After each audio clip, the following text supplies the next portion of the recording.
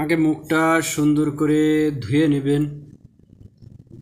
ধুয়ে নিয়ে মুখটা পানি দিয়ে ভিজিয়ে নেবেন।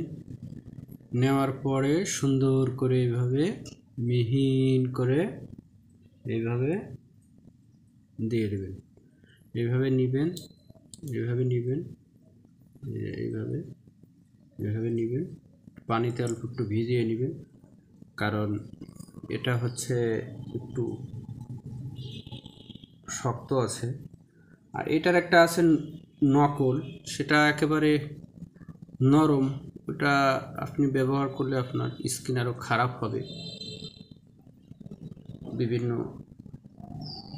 স্কিনের ত্বকটা নষ্ট হয়ে যাবে। অরিজিনালটা নেবেন, ইনশাল্লাহ ভালো ফল পাবেন।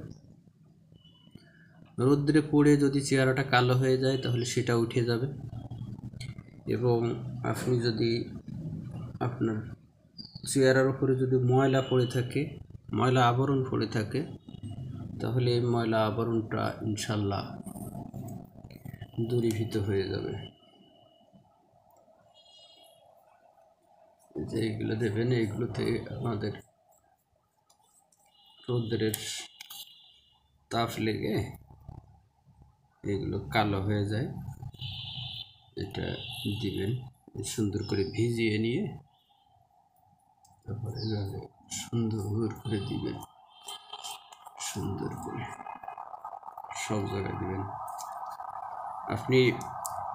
আপনি ঘাড়েও ব্যবহার করতে পারেন, একটু পানি দিয়ে একটু ভিজিয়ে নিয়ে এরপরে ঘাড়েও ব্যবহার করতে পারবেন। আপনার ঘাড়ে যে অনেকের ঘাড়ে কালচে দাগ থাকে, এই কালচে দাগটা ইনশাল্লাহ উঠে যাবে। তো বন্ধুরা, আসুন আমরা রূপচর্চা করি, মনের দিক থেকে প্রশান্তি লাভ করি এবং ভালো থাকি। সুস্থ দেহ, প্রশান্তি মন, কর্মব্যস্ত সুখী জীবন।